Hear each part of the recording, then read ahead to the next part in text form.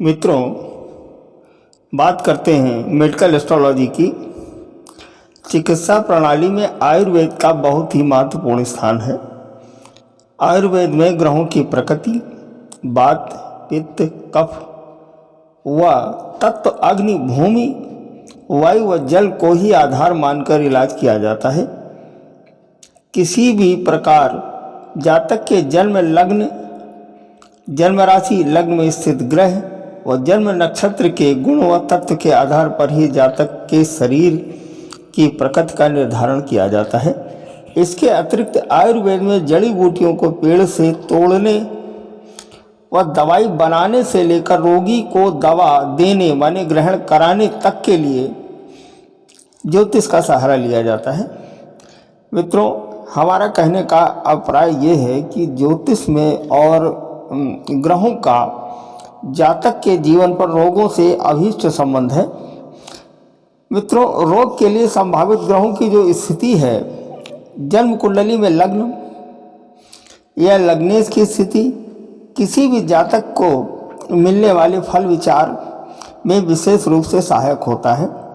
इसलिए लग्न या लग्नेश का 6, 8, 12 भाव में संबंध जातक को रोग प्रदान कर जीवन को कष्टदायी तथा आयु में कमी ले आता है।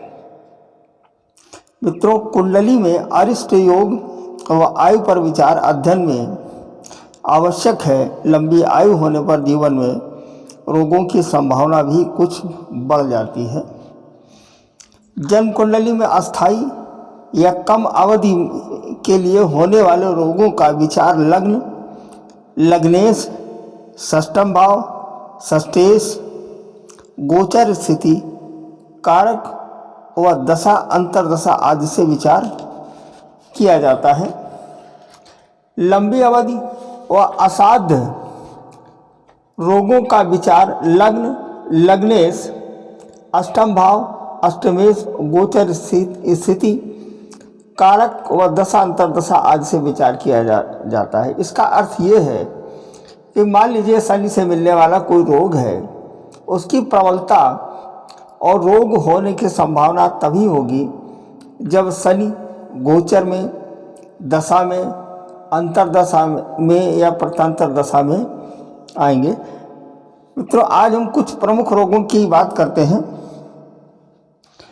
प्रमुख रोगों में हम हृदय रोग की बात करते हैं।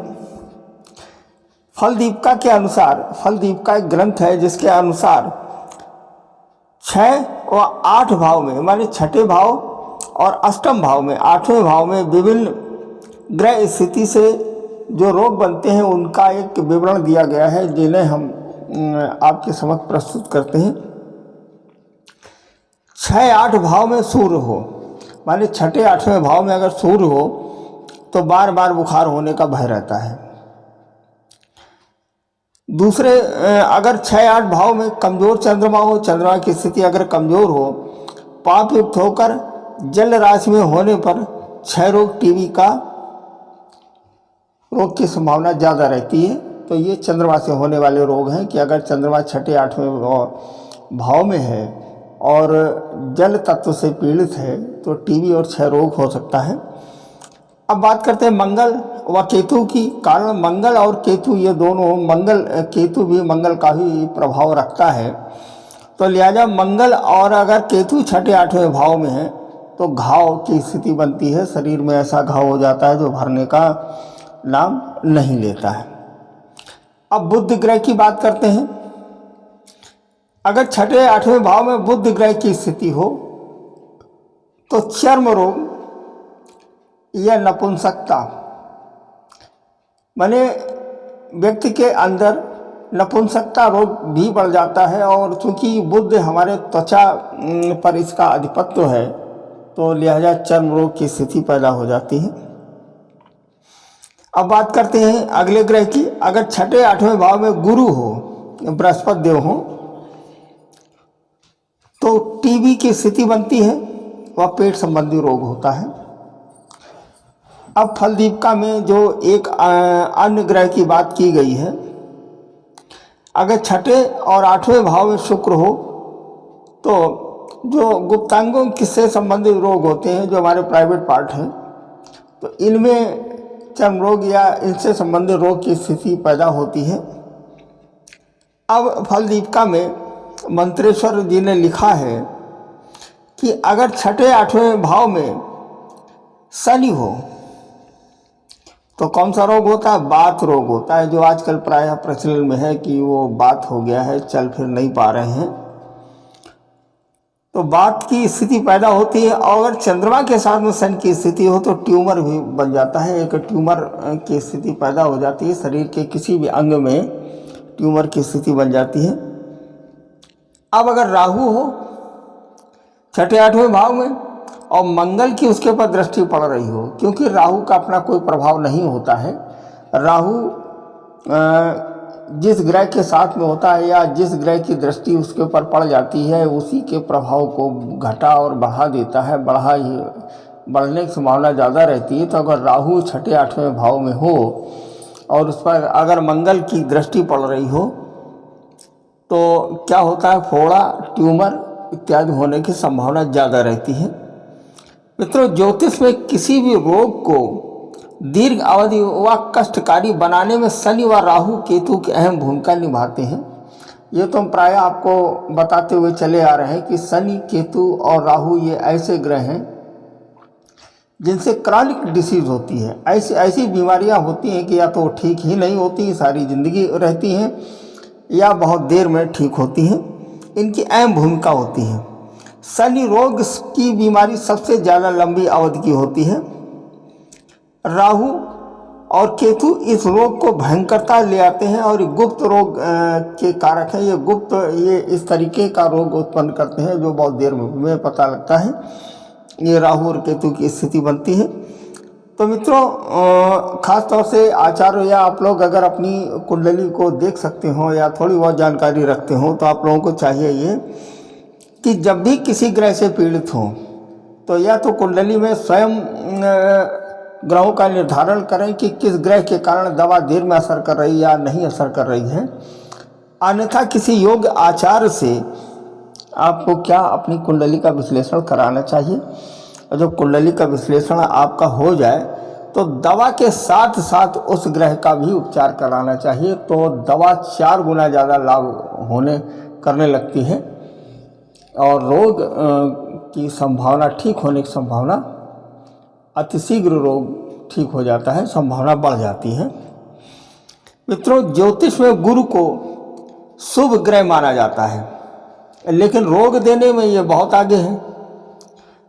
प्रायः ये देखा गया है कि गुरु से जो रोग होता है बहुत देर में ठीक होता है। खास तौर से गुरु से बनने वाला जो रोग है वो डायबिटीज़ की स्थिति पैदा करता है। अगर बृहस्पति का संबंध छठे आठवें 12वें से है और लग्न से है तो डायबिटीज़ निश्चित होता है। गुरु के कारण होने वाले रोग में जटिलता और कष्ट ज़्यादा होता है। किसी भी रोग के लिए जन्म कुंडली में ग्रहों की स्थिति को बहुत ही बारीकी से उनका अध्ययन करना चाहिए और आचार्य के द्वारा बताए गए उपाय को भी करना चाहिए और साथ में दवा भी करते रहना चाहिए।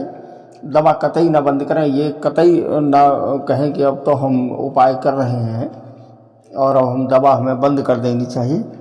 दवा आपको किसी भी सूरत में, किसी भी दशा में बंद नहीं करनी है, लेकिन इसके साथ साथ ग्रहों का उपचार भी आपको करना है। मित्रों, आज अपने इस वीडियो के माध्यम से हम कुछ रोगों की बात करते हैं, जिनमें से 2 रोग हमने लिए हैं, एक हृदय रोग और दूसरा गुर्दे की पथरी। लगभग प्रायः हमने ये देखा है कि किस रोग से किस चीज़ का ऑपरेशन कराया, कल गुर्दे की पथरी का ऑपरेशन कराया है। और हृदय रोग तो आम बात हो गई है, हार्ट की समस्या लोगों में प्रायः बनी रहती है। इसके लिए आइए जानते हैं ग्रहों की क्या स्थिति रहती है और हृदय रोग में कौन सा क्या उपचार करना चाहिए। हृदय रोग के लिए मुख्य रूप से चतुर्थ से चौथा स्थान, जो काल पुरुष की कुंडली का हमारा चौथा स्थान है, जिन लोगों को ज्योतिष की जानकारी है या हमारी बात को माने कि काल पुरुष में जो चौथा स्थान है, जो माता का स्थान भी है और चंद्रमा का स्थान भी है, और ये शरीर में हमारे छाती और ये सीने चेस्ट को का प्रतिनिधित्व करता है। चौथा स्थान यहाँ से हम वही देखते हैं। क्योंकि चतुर्थ स्थान में कर्क राशि का अधिपत्य होता है, ये रिप्रेजेंट करती है कर्क राशि, जिसका स्वामी चंद्रमा है। और राशि स्वामी चंद्रमा आत्मकारक सूर्य पर अशुभ प्रभाव देखने में आता है। अगर इन दोनों पर अशुभ प्रभाव अगर बनता है तो हार्ट से संबंधित समस्या उत्पन्न होती है।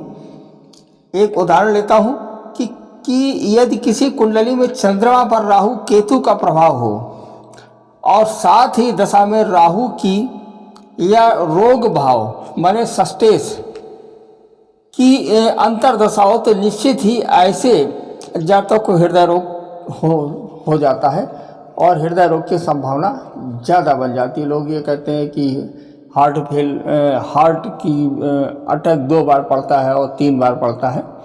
प्रायः हार्ट की समस्या हरदम बनी रहती है, उसे महसूस होना और उसकी प्रबलता घट बढ़ जाती है। तो इसके लिए क्या उपाय हमें करना चाहिए, आइए जानते हैं कि हृदय रोग की संभावना अगर बन रही हो तो हमें क्या देखना चाहिए। सबसे पहले तो हमें सूर्य की आराधना करनी चाहिए। प्रातः काल सूर्य का दर्शन करें और सूर्य को जल दें, गायत्री का पाठ करें और एक आदित्य हृदय स्तोत्र का भी अगर पाठ करें। एक मंत्र मैं बता देता हूँ, ओम ग्रहण सूर्याय नमः। इस मंत्र का भी जाप करें और रुद्राक्ष जरूर से जरूर धारण करें और महामृत्युंजय का पाठ स्वयं से करें तो ज़्यादा बढ़िया है। अशुभ ग्रहों का दान व ग्रह शांति के लिए मंत्र जाप भी जरूरी है, अति आवश्यक है। साथ में दवा भी करते रहें। दवा बंद करने का कोई औचित्य नहीं, कोई प्राविधान नहीं है। तो ये देखना चाहिए कि चौथे स्थान पर अब हृदय रोग वालों को फिर से एक बार पुनः जो बता देता हूँ, जिन लोगों को हृदय रोग है उनको चौथे स्थान पर देखना चाहिए कि चौथे स्थान पर सूर्य और चंद्रमा की स्थिति और उन पर पड़ने वाले अशुभ ग्रहों का क्या प्रभाव है। और साथ में बृहस्पति का संबंध अगर छठे भाव से बन रहा है तो इन ग्रहों की शांति किसी योग आचार के माध्यम से करानी चाहिए। मित्रों, अगर आप लोग हमसे कुंडली का विश्लेषण अगर आप लोग कराना चाहते हैं तो नीचे दिए गए जो नंबर हैं इन पर आप संपर्क कर सकते हैं। अब दूसरे रोग की बात करते हैं जो हमने अपने थंबनेल में लिखा है, गुर्दे की पथरी। अगर गुर्दे की पथरी हो जाती है तो क्या करना चाहिए। ये इस समय प्रायः वर्तमान में हमारे पास जितने भी लोग आते हैं उसमें आधे लोग तो गुर्दे की पथरी से परेशान होते हैं, या तो ऑपरेशन करा चुके होते हैं या उनका इलाज चल रहा होता है। यह बहुत तेज़ी से फैला। यह रोग हमारे खान पान की आदतों से सीधा संबंध रखता है। हमारा जो खान पान है ये गुर्दे के रोग को उत्पन्न करता है। अब आइए जानते हैं ज्योतिषी दृष्टिकोण से क्या है। जिस कुंडली में लग्न व सप्तम भाव में नीच पापी अशुभ ग्रह स्थित होते हैं तो गुर्दे के रोग या पथरी की समस्या का सामना करना पड़ता है। कुंडली में सूर्य की नीच राशि में स्थिति पथरी की आशंका को बढ़ाता है।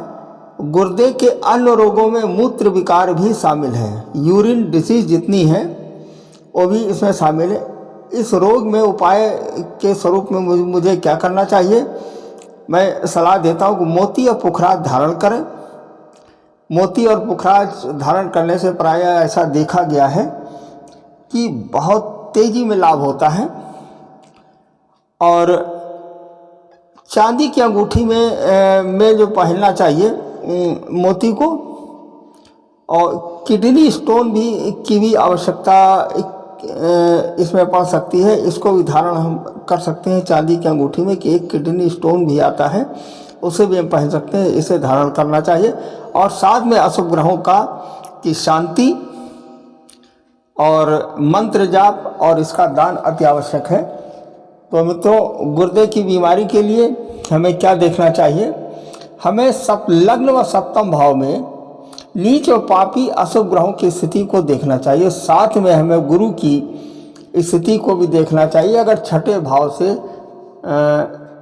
शनि का संबंध बन रहा है, शनि रोड़ी और पथरी का कारक है, तो भी पथरी होने की संभावना रहती है। मित्रों, अब इस वीडियो के माध्यम से आज हमने 2 रोगों की बात की, साथ में हमने इसके संदर्भ में ये बताया कि ग्रहों का रोगों से बड़ा अभीष्ट संबंध है और तो लिहाजा दवा के साथ साथ इनका भी उपचार करना चाहिए। मित्रों, हमारे इस चैनल को लाइक शेयर और सब्सक्राइब करें ताकि आपके मित्रों को भी इसका लाभ हो। धन्यवाद। अंत में पुनः आपसे एक बार आग्रह है कि हमारे इस चैनल को लाइक शेयर और सब्सक्राइब करें ताकि आपके साथ साथ आपके मित्रों को भी इसका लाभ हो और हमारा भी मनोबल बढ़े। धन्यवाद। नमस्कार।